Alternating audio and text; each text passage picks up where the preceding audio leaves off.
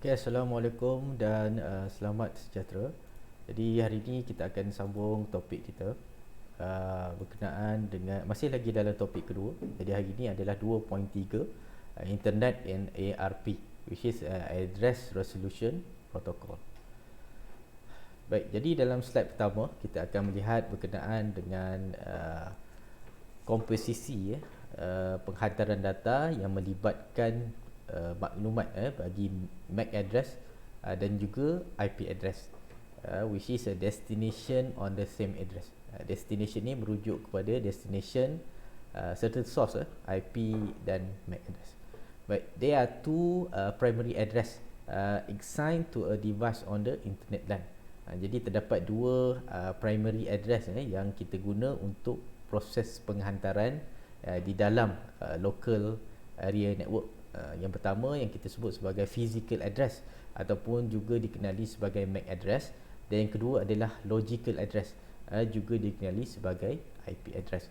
Jadi saya harap pelajar telah ataupun faham bagaimana membezakan di antara MAC address dan IP address. Baik, antara perbezaannya dapat kita lihat pada rajah PCA perlu menghantar data kepada PC ataupun file server di dalam satu rangkaian network yang sama. Jadi kita dapat perhatikan di sini terdapat dua maklumat yang digunakan semasa proses penghantaran. Yang pertama adalah maklumat bagi destination MAC address, destination dan source MAC address, dan yang kedua adalah maklumat pada source dan destination IP address. Baik, jadi kalau kita lihat maklumat bagi MAC address adalah beroperasi ataupun bekerja pada layer yang kedua untuk OSI model. Layer yang kedua bagi OSI model yang disebut sebagai layer 2 internet frame, yang mana maklumat di dalamnya mengandungi maklumat bagi destination dan source MAC address. Maklumat destination dan source MAC address, manakala untuk IP address beroperasi pada layer yang ketiga dan menggunakan maklumat source dan destination bagi IP address.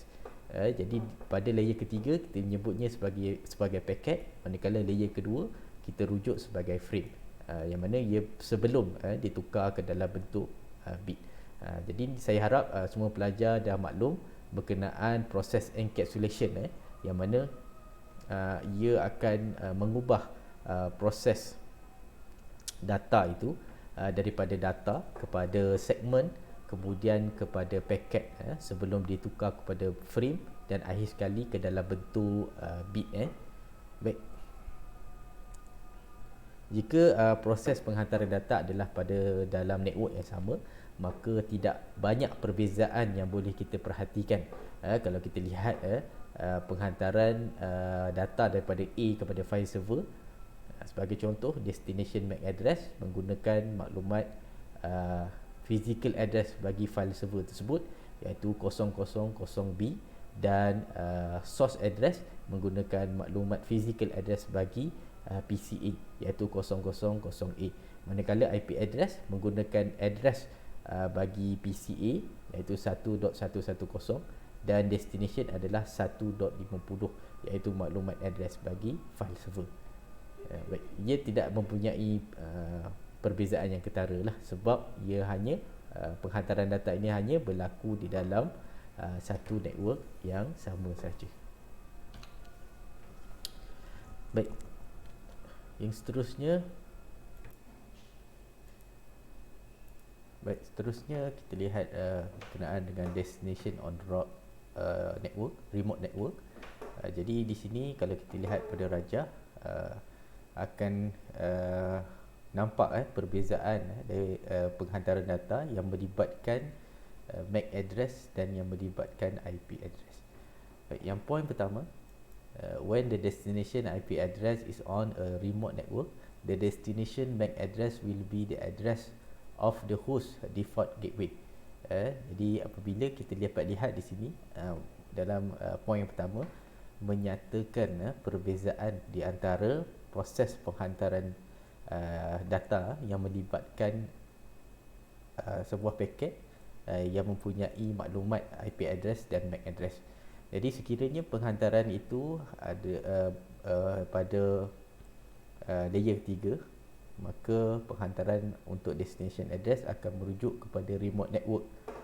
Namun bagi destination MAC address, ia akan merujuk kepada default gateway bagi lokasi ataupun bagi network tersebut.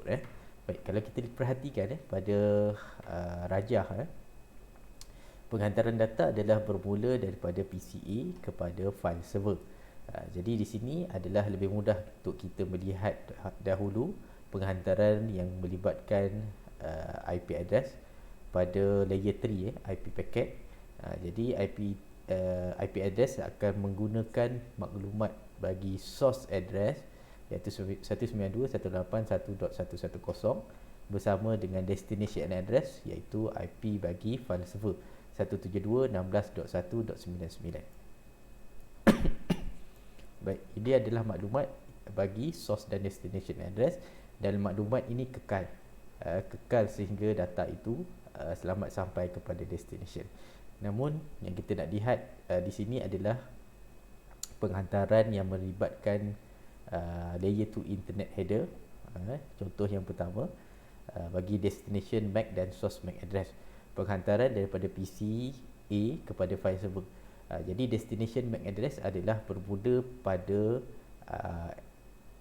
MAC address bagi PCA, manakala source MAC address bermula daripada PCA, manakala destination MAC address adalah pada router yang pertama. Dapat kita perhatikan di sini 000A merujuk kepada MAC address source dan 000C merujuk kepada destination MAC address.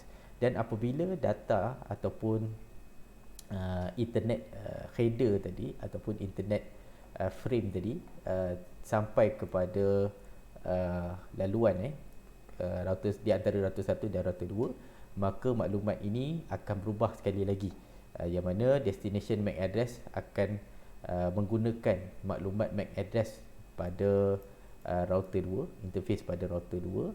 Kemudian source address juga berubah, iaitu maklumat bagi interface pada router yang pertama. Kemudian apabila data ini dihantar pada network yang seterusnya, iaitu network di antara router 2 dan file server, maka data ini akan sekali lagi menggunakan maklumat source MAC address yang berbeza, iaitu sekarang maklumat source MAC address adalah maklumat pada interface router 2 ini. Kemudian maklumat destination adalah maklumat MAC address bagi file server tadi. Jadi di sini kita dapat perbezaan daripada segi proses penghantaran yang melibatkan layer 2 dan layer 3, iaitu IP address dan MAC address. Baik. Seterusnya kita lihat berkenaan dengan ARP. ARP adalah akronim kepada Address Resolution Protocol, iaitu salah satu protokol yang digunakan pada layer yang kedua OSI model, iaitu data tinggi layer, yang mana ia bertujuan untuk mappingkan di antara IP address dan MAC address. Baik. Jadi kita lihat poin yang pertama. When a device send an internet frame, it contains these two address, which is a destination and source MAC address. Jadi kita mesti maklum bahawa apabila disebut sebagai internet frame, maka proses encapsulation itu berlaku pada layer yang kedua pada OSI model, iaitu data link layer. Jadi proses penghantaran dan penerimaan data akan melibatkan dua maklumat ini, destination dan source bagi MAC address tadi, seperti yang kita dapat lihat pada slide yang sebelumnya tadi. Baik, to determine the destination MAC address, the device use ARP. Jadi untuk menentukan destinasi MAC address bagi sesebuah frame tadi ataupun data tadi, maka device pada layer 2 menggunakan ARP, menggunakan protokol ARP tadilah. Jadi kebiasaannya ARP ni berada di dalam layer 2 device. Contohnya kalau dalam rajah ni seperti switch lah. ARP provide two basic function, which is yang pertama resolving IPv4 address to MAC address, dan yang kedua adalah maintaining a table of mapping. Baik, seperti yang saya maklumkan sebelum ni, ARP ni, Address Resolution Protocol, digunakan untuk mapping di antara IP address dan MAC address. Kenapa dia nak mapping? Okey, jadi kita lihat pada rajah. Kata I need to send information to 192.168.1.7, but I only have the IP address. I don't know the MAC address of the device that has that IP. Baik, jadi kalau kita lihat pada OSPF, maklumat data tadi akan bermula pada layer yang ke-7, turun pada layer ke-6, ke-5, seterusnya pada layer yang ke-4 dan ke-3. Jadi data itu akan melalui layer yang ke-3 terlebih dahulu sebelum sampai kepada layer yang kedua. Baik, sebab itu maklumat pada data itu hanya akan ataupun hanya mempunyai maklumat dalam bentuk IP address sahaja. Jadi bagaimana penghantaran data perlu dilakukan, kerana pada layer yang kedua, maklumat ataupun proses penghantaran data hanya merujuk pada maklumat destination dan source MAC address sahaja. Jadi itu yang menggunakan kaedah ARP tadi. Baik, sekarang ni kita lihat proses penghantaran data yang pertama. First kali data dihantar, kita assume bahawa kesemua PC di dalam rangkaian ini sedang berada dalam mood shutdown, dan apabila kesemua data di no shut, maka PC host yang pertama akan menghantar data kepada PC host yang keempat, iaitu 1.7. Jadi proses yang pertama, apabila dihantar data kepada switch, dan switch ini akan melakukan proses broadcast kepada semua device yang connected kepada switch tersebut, iaitu device pada host 3, host 4 dan host 2. Sebab apa dia broadcast? Sebab switch tidak mempunyai maklumat di manakah lokasi address bagi 192.168.1.7.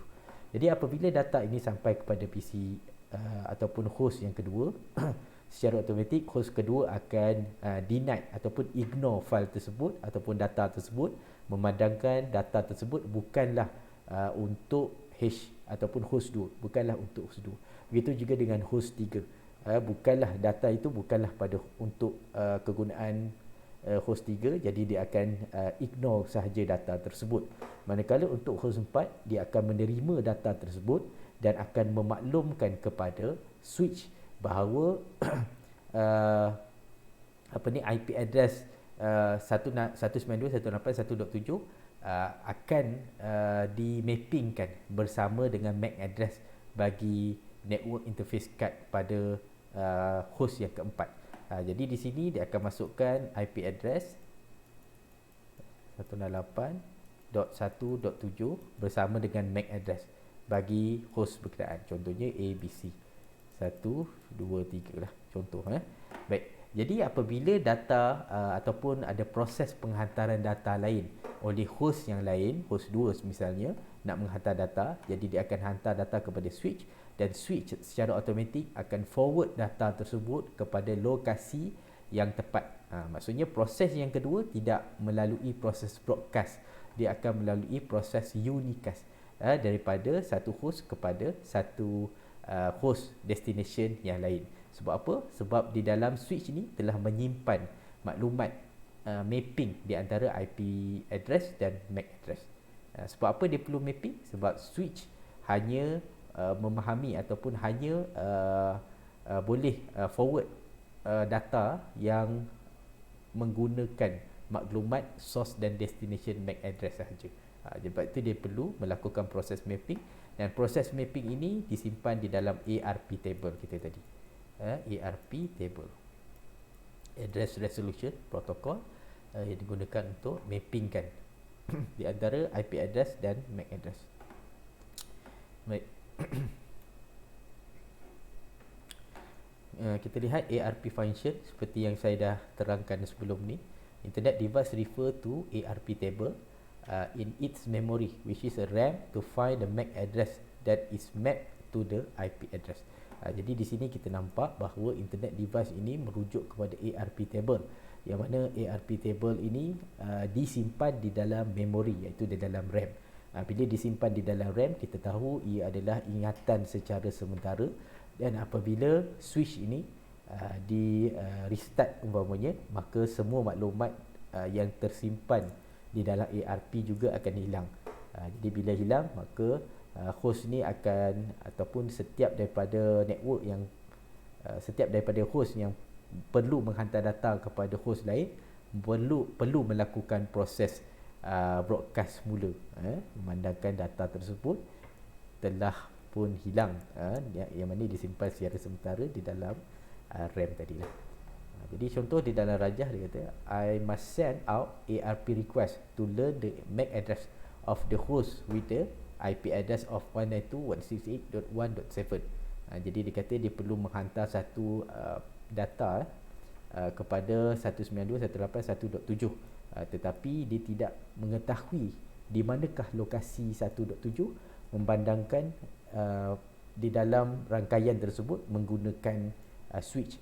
Kalau dia guna router, mungkin penghantaran data itu dapat dihantar, tapi dalam menggunakan switch yang kita sedia maklum bekerja pada layer yang kedua, dan layer kedua menggunakan maklumat source dan destination MAC address. Jadi disebabkan itu dia melakukan proses broadcast.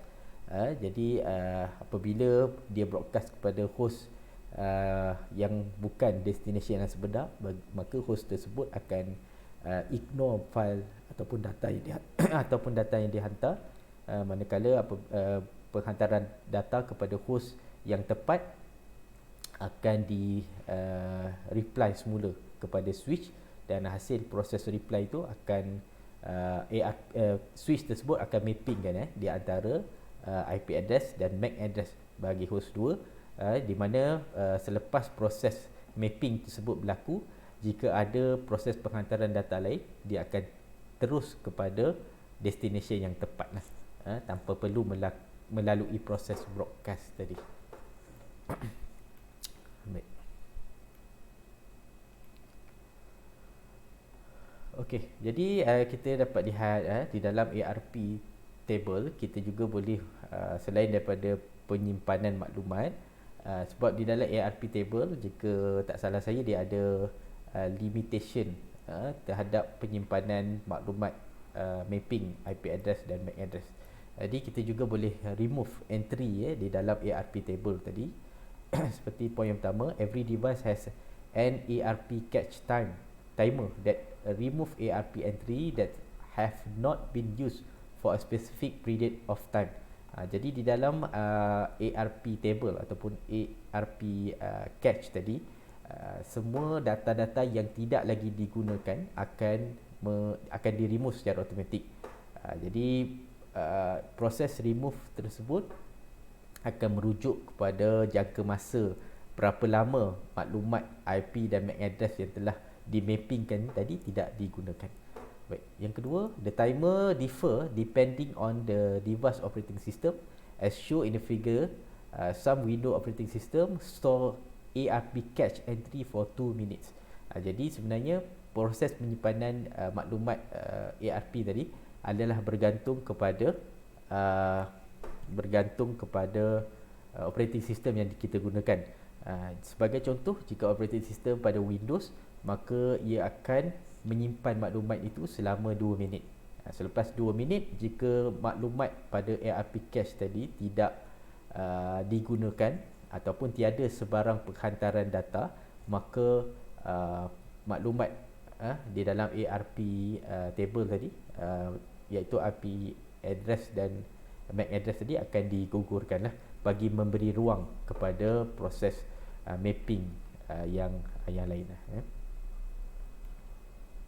Baik, di dalam ARP table kita juga boleh melihat menggunakan beberapa command, iaitu show IP ARP, yang mana command ini boleh kita type pada router ataupun pada router. Jadi di sini dia akan menunjukkan maklumat di antara IP address dan physical address lah, iaitu hardware address type. Dan maklumat juga boleh kita lihat pada Windows host yang mana kita menggunakan command prompt, dan dalam command prompt kita akan type ERP-A. ERP-A. Jadi di sini dia akan paparkan maklumat table, yang mana table itu menunjukkan maklumat pada IP address, iaitu internet address, dan juga physical address. Di sini dia dah mappingkan 192.168.1.254 physical address ataupun IP address dia apa. Jadi jika penghantaran data yang dihantar daripada layer 3 akan terus merujuk kepada proses mapping yang ada pada ARP table tadi. Okey, sampai di situ kelas kita pada hari ini. Jadi insya-Allah saya akan beri bersama dengan lab assessment untuk mengukuhkan lagi pemahaman pelajar berkenaan dengan MAC address dan ARP table. Baik, sekian, terima kasih.